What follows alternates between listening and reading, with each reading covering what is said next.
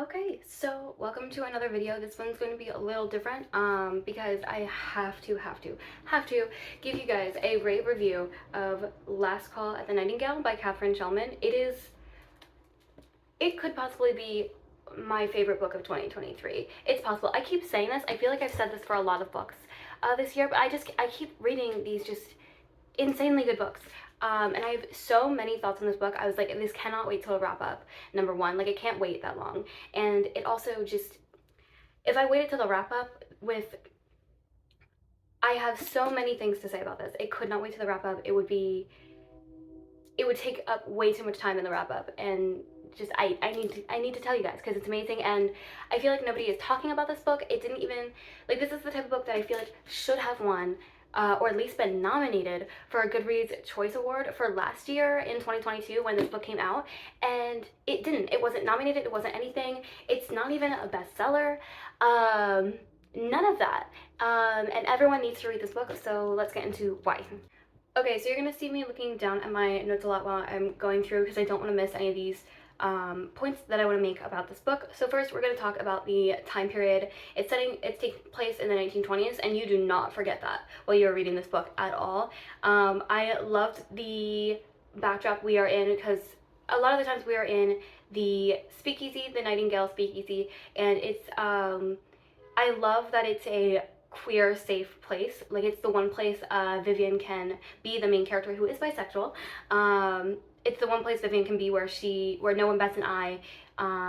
If she's kissing a boy or kissing a girl, like, no one cares. And I love that.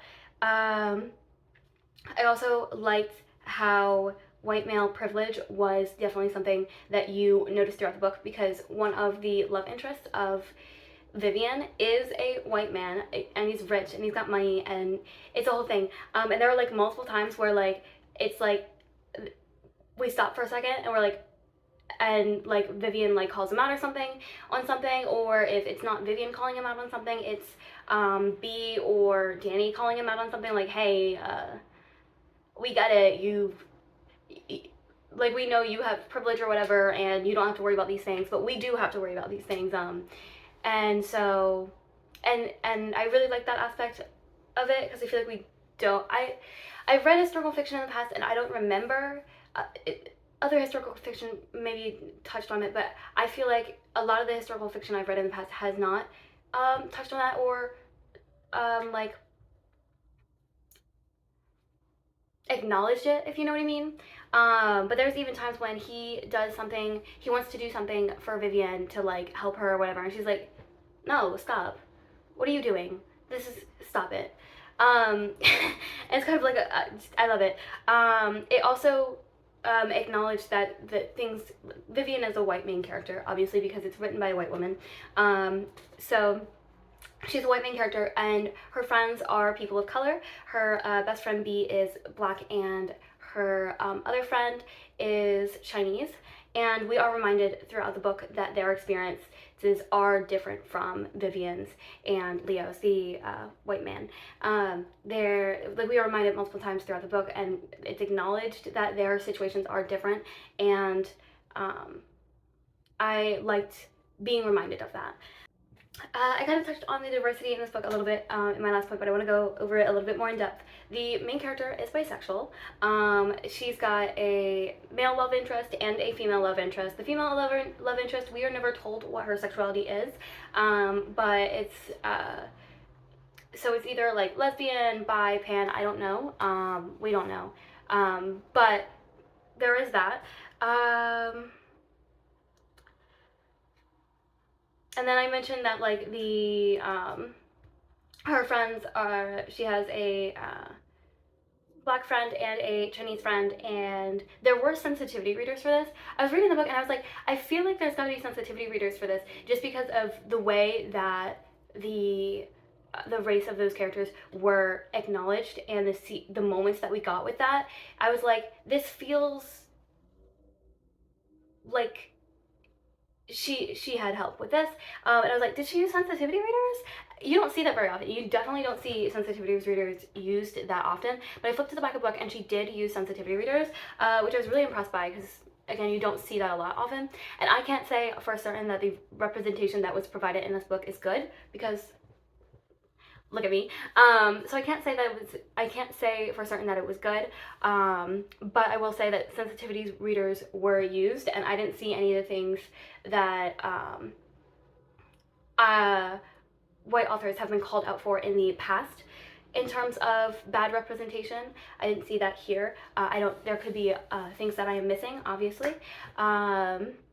And that's not for me to tell you whether or not it's good representation. I'm just gonna lay those facts out on the table for you. This is what I know. Okay, so onto the characters. Oh my god, these characters. This is a very character-driven story, which you don't expect from a murder mystery, but this was such a character-driven story, and it was just... Leo, Leo we've talked about a couple times. She's one of the two... He is one of the two love interests in this story, and I love him so much. He has my heart. He is morally gray, and his love language is acts of service, and just, yes, he has my heart. Huxley, Honor Huxley is the other love interest, and she's also morally gray. We love a morally gray queen, and the thing about her character, like, I absolutely love her character, but for me personally, I felt that the chemistry between her and Vivian was lacking for most of the book. In the first scene, it was very much there, and I was like, oh my god, I'm going to absolutely fall in love with this character, Honor, and like, this is gonna be so good. I'm gonna be like rooting for them so hard. And then throughout the rest of the book, I was like, I kept being told that there was chemistry. Sorry about that. I live in the city. I kept being told that there was chemistry there, but I wasn't really feeling it. And then in the last scene, the chemistry was back. It was chef's kiss, amazing. It was so good. And I really hope that in the next book, she brings the energy of the chemistry of the first scene and the last scene into the next book, and we get to see more of that good, sweet chemistry, because I was not seeing it through most of the book, and I really hated it, because I was like, I want to see it, but I don't feel it. But that last scene, ooh, because the first scene was pretty short, but the last scene, ooh, yes, it was there. It was so good. And then the best friend duo, Vivian and Bee, I loved their dynamic so much. I also loved the dynamic between Florence and Vivian. Florence is Vivian's sister, and they're like living in a housing situation together, and they both work at a they work as seamstresses, essentially, for this shop or whatever that like kind of tailors clothes for the rich or whatever.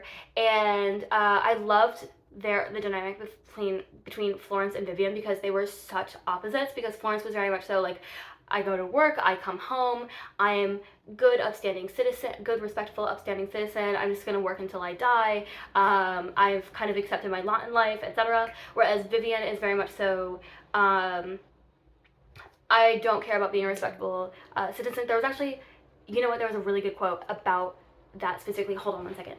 Okay, so I figured out the quote. It's, I didn't actually reread it again, but it came back to me a little bit. So it's not gonna be exact, but basically she kind of says that she doesn't care about being respectable, she just cares about being free.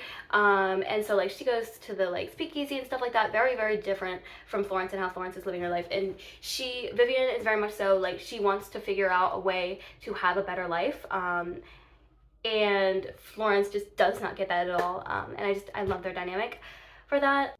Okay, so now talking about just like the writing in general, the world building is amazing. Like, not for, like I said this in the beginning, like not for a second did I ever forget that I was reading about the 1920s, and like the research she did for this book is very much so evident. She actually talks about it at the end as well, and I'm genuinely not surprised by what she says about like, oh, the book she reads and the book she read and stuff like that for this. It's very, very evident that she did do that research, and she really, really tried to make us feel like we were in the 1920s.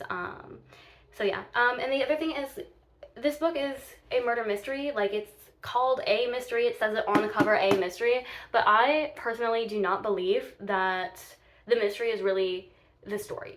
What I kind of feel about this book is the murder mystery's primary purpose is to provide the characters with agency and propel them forward.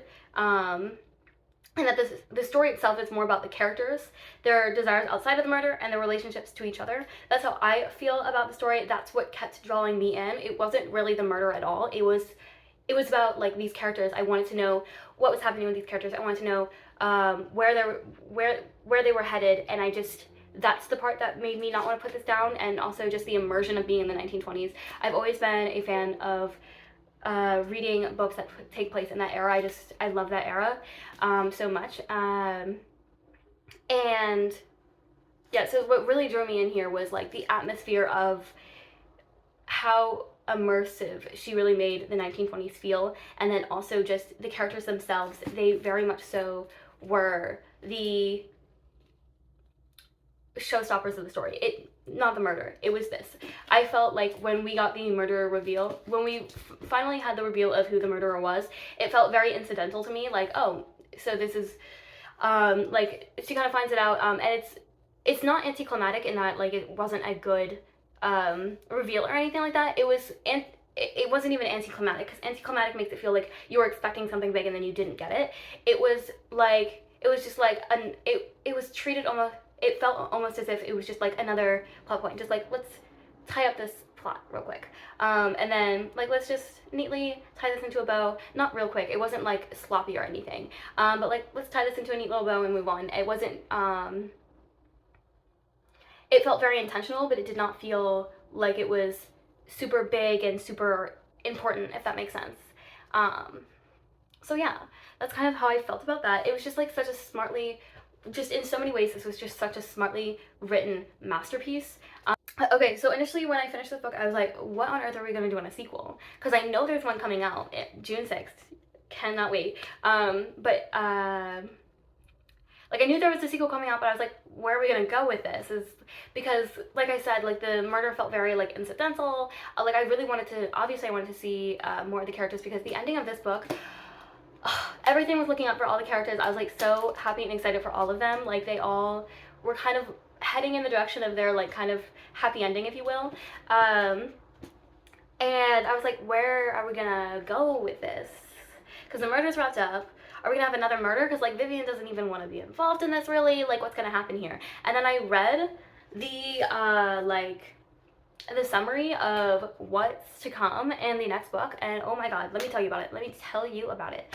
So it looks like, first of all, we're going to see a lot more of B, and B's going to be more of a central character in the story, because it is her uncle who has been murdered, although it's passed off as a suicide, and she's like, no, this smells like murder.